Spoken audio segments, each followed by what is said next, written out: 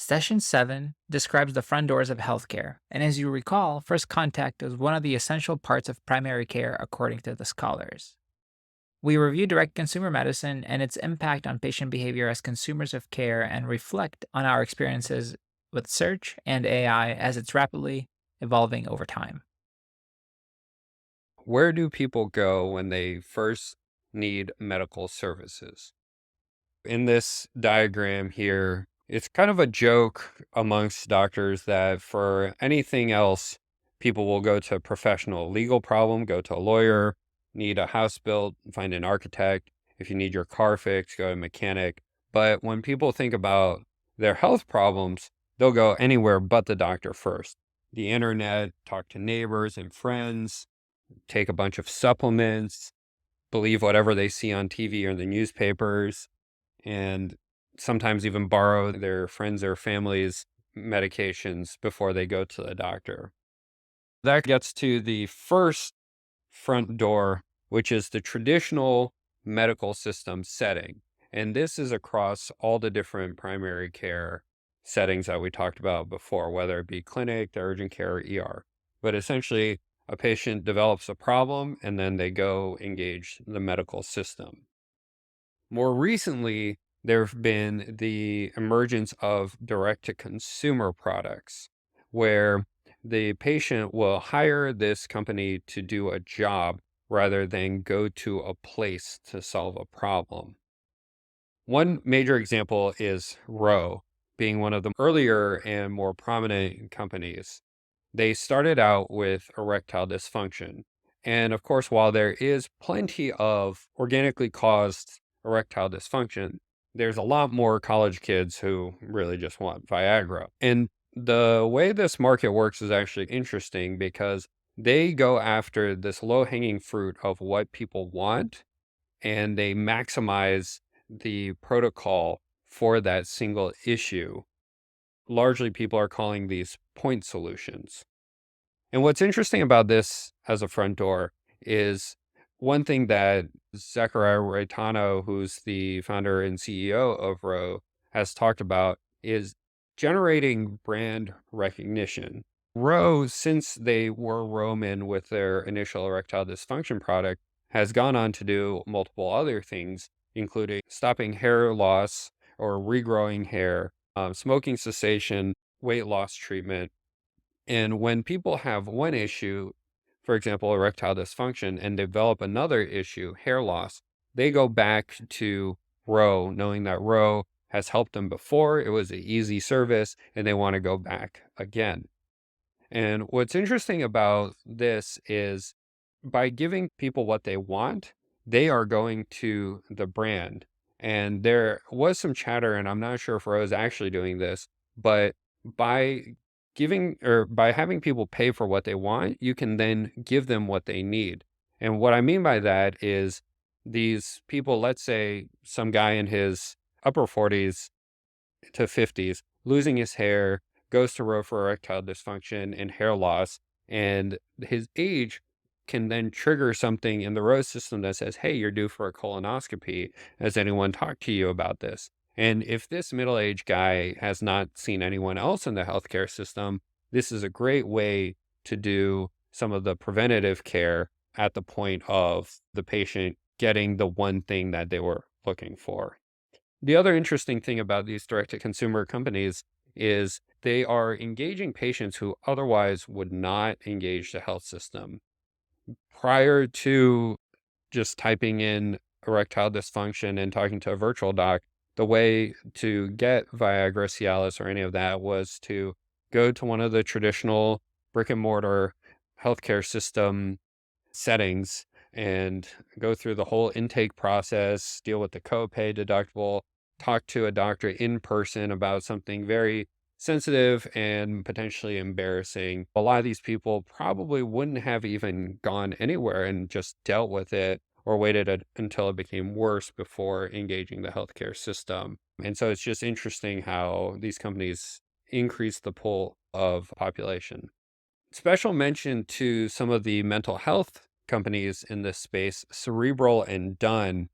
What's interesting about these companies is it shows a limit to giving people what they want. because Cerebral and Dunn really started to dip their toes into controlled substances, specifically Adderall, which is a stimulant that is highly abused by both students and non-students alike. A lot of the direct-to-consumer companies got a lot of flack because they said, "Oh, look, by giving people what they want so easily, they just abuse it." Referencing Gaetano again, he said that actually what we see with the regulations clamping these companies down so hard and so fast is that the market actually corrects very quickly, so that if there are bad players, they are quickly weeded out. And then Amazon Clinic is another interesting case in the direct to consumer space as the point of first contact, because what they've done that's a little different from the other telemedicine companies is that they're adding chronic care as well. If you are able to provide previous labs and proof that you've been on medicine for a while, they'll simply refill it. And this is part of their bigger move into primary care as a whole with the One Medical acquisition. But as purely point of first contact and giving people what they need or hiring a service for a job, Amazon Clinic really is getting into the business. And so what will be interesting to watch in the direct consumer space is how all the point solutions eventually will work together. Will Row figure out a way to bundle certain things that people use together?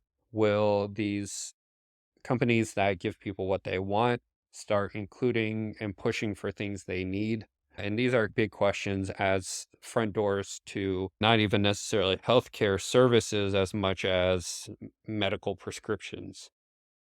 The other big and most perhaps the most common front door for most people that isn't talked about, that isn't directly brought up, but everybody knows it, is search. A lot of patients will go on Google when things don't feel right to self-triage and see if they even need to go to a doctor. And then if they do, most of them will admit that they went on Google and looked things up. Of course, the running societal joke about 5 to 10 years ago was you go on WebMD and WebMD tells you have cancer no matter what your chief complaint is. And if you remember in module 1, session 1, talking about becoming a doctor, it's funny that we make fun of WebMD for saying everything is cancer, but when you're a med student and you're first learning about crafting a differential diagnosis, pretty much everybody always forever has cancer on their differential because it's just an easy thing to list to get points because everything potentially could be cancer. But really, I've personally noticed within the last 5 years, Google has gotten better because the patients that I see in urgent care who say, I know I shouldn't have done this, but I Googled it and Google says, I think it's probably this. A lot of times they're actually right now, which has been pretty fascinating. And then on the flip side, patients will frequently make fun of doctors that they see Googling things. And here's a little insider secret. We Google things a lot. And really, there shouldn't be any shame to it because we don't know everything forever. We forget things. We need to brush up on things. One of the big differences between a patient Googling something and a doctor Googling something is that we generally have a lot of context. When we go on Google, we've seen patients across all sorts of settings. We know what makes sense and what doesn't. If you have generic pain, we know if we should lean more towards infection or autoimmune rather than immediately jumping to it's cancer. And of course, we have to mention the next frontier of search, which is ChatGPT and AI. The AI has made searching much easier. I kind of liken it to how Google took running around a library searching for references and put it all on one screen. GPT, in the ways that I've used it, takes multiple web pages and puts it in a simplified paragraph form. So now if a patient types in all their symptoms, their time course, and not even in doctor words, right? One of the big things that we have to do a lot of the times is translate patient words into doctor words and then think about the case that way. But if patients just wrote their entire histories in their own words, GPT could then give them a differential diagnosis. Of course, nowadays, GPT will say, oh, you should go see a doctor, but really the patient is armed with a lot more knowledge. And taking this a step further, imagine if a patient could not just self triage as to whether or not they actually need to see a doctor or just take over the counter medicine, but the AI then can also help plug the patient into the right place, whether they even need a primary care or a general doctor at all, or they can go straight to a specialist, or if it's a simple value added process issue like a cold, they can route them to urgent care.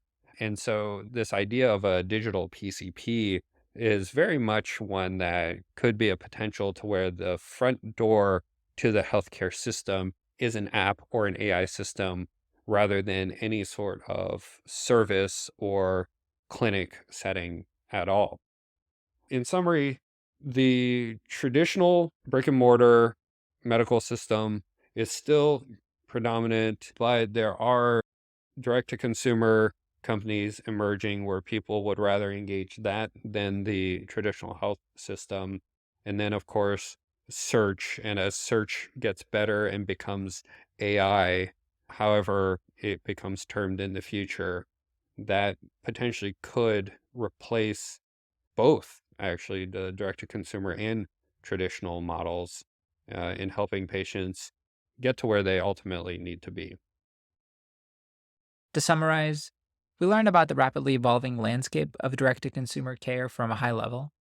You now have some perspective on how a few primary care physicians view search as a consumer tool in this brave new world of healthcare, and we expect direct to consumer healthcare will only continue to be more prominent in the US. This concludes session 7.